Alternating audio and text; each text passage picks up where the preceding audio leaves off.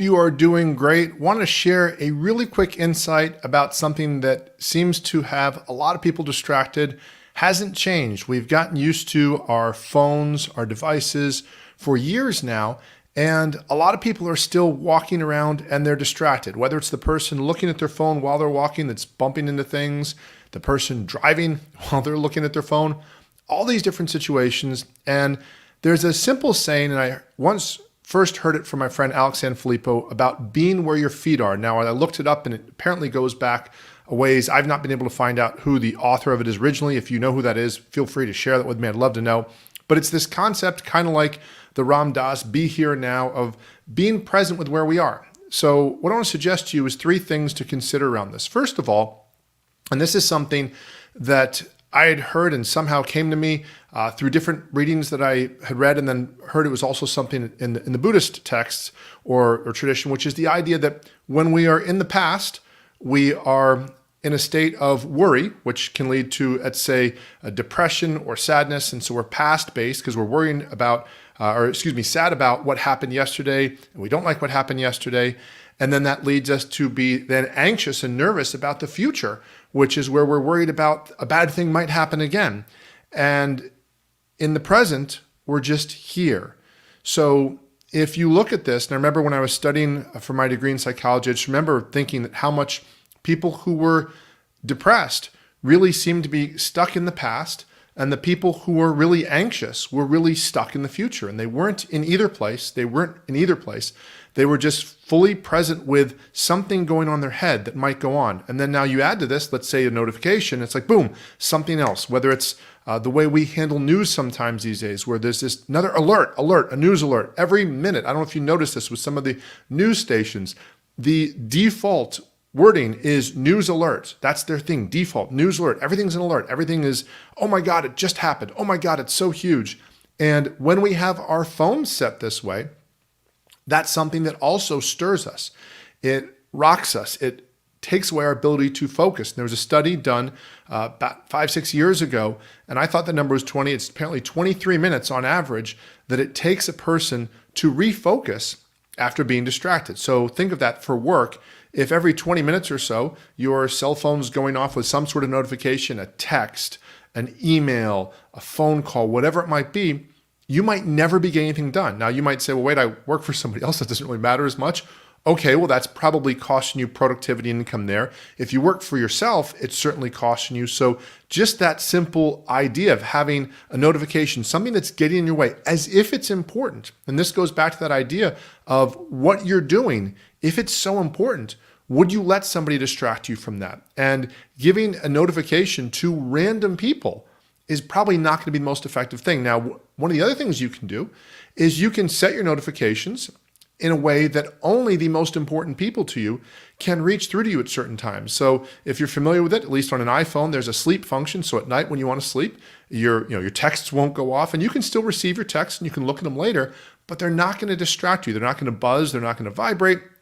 They're not going to make a noise, and it's going to allow you to get sleep. So when you wake up the next morning, you can focus and you can be present. You can get sleep, which is another huge contributor to either wellness and being able to perform really well at your job, your work, your relationships, being happier, or performing poorly. And if you ever think that's not the case, think of this very simple saying, it looks like somebody needs a nap. We joke about that. When a kid is really tired, they get cranky, they get a little at times moody, and we joke, well, that person needs a nap, and they actually do. Well, that happens with adults.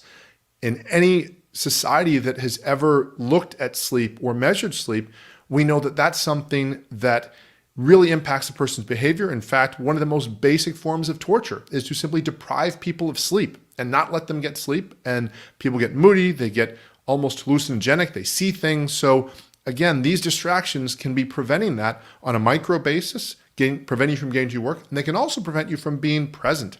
So think about when you are with somebody that's important to you, your kids, your loved one, and you're connected with them and you're talking with them, and a notification goes off. It's like, oh wait, notification. And what have you just communicated to that person? Some random note, not a custom note, not some custom ringtone where I know, okay, this is the ringtone of somebody that's very important, but some random ringtone, any text, any email is more important than what you and I are talking about here. think of what that communicates to the person you're with. It might not be what you're intending to communicate, but if you've ever been on the receiving end of it, you know that feeling of being excited to share something with somebody and in the middle of a conversation and saying something to them, and all of a sudden they're off somewhere else. And think about, is that the kind of experience you want to give to the most important people in your life? Is that the type of experience you want to give to the people you serve, the people who you are looking to help, the people you're looking to, collect a check from and make money from, whether they be your boss or whether they be people that you're looking to do business with? So I'm going to suggest to you that getting more advanced with your tech can help in the simple way of also having unique ringtones. So for example, I have ringtones for different family members that I know when that goes off, I know who that is, versus a random ringtone. I certainly don't pick up the phone when people are calling if I don't know the number. I know a lot of people have done that and moved to that. I have by default my ringer off. By default, I have my phone on do not disturb mode.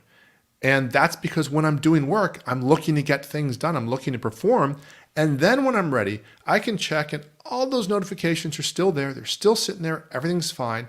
So again, first intervention is to just remember that being in the present is one of the most simple ways to get away from either depression or addictive type worry, because you're focused on the present. Think of when you're doing something you really enjoy, whether it's meditation, yoga, a sport you like, a game you like, video games, watching a movie. We're so present that we forget about all those other things. And as long as a notification doesn't bother us, we stay present with that. We enjoy that.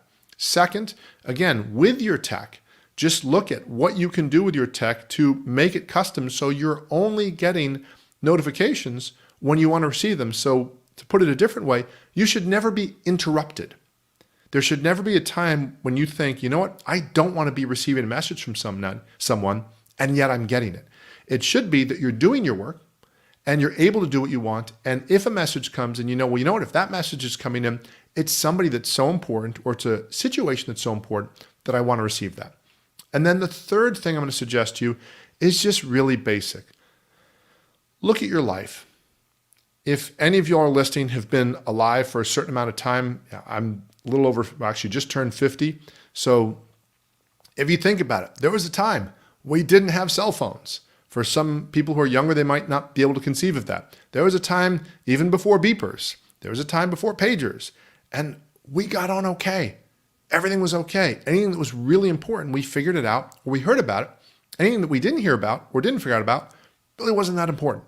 So I'm going to suggest you to take on that perspective that for the most part, the majority of the incoming messages coming to you are someone else's agenda, someone else trying to sell something, someone else trying to get you to do something.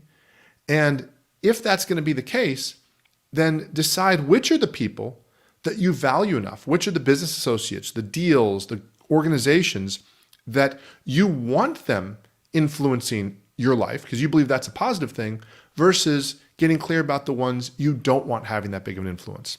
So I hope you find this helpful. I try to keep things simple and practical, but overall, this is something I still see happening. And again, I invite you to consider that concept of you telling that story to the person that's really important to you. And you're sharing with them your feelings, how your day went, what's going on. And all of a sudden the person does this.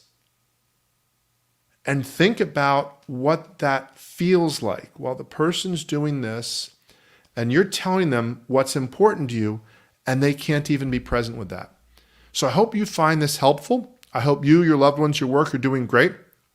If you'd like to find out how you can learn more about how to create a 3-day weekend lifestyle, you can go to 3dayweekendclub.com and you can join our community for free. There's a lot of resources in there that will help you get started at prioritizing the most important relationships, the most important time investments in your life, and allowing you to put those first, and then also start looking at how you best invest your money and how you invest the energy that you have so you create the life and the lifestyle you most desire. I hope you're doing great, and as always, look forward to helping you make more money in less time and impact more people doing what you do best so you can better enjoy your family, your friends, and your life. Thanks so much for listening.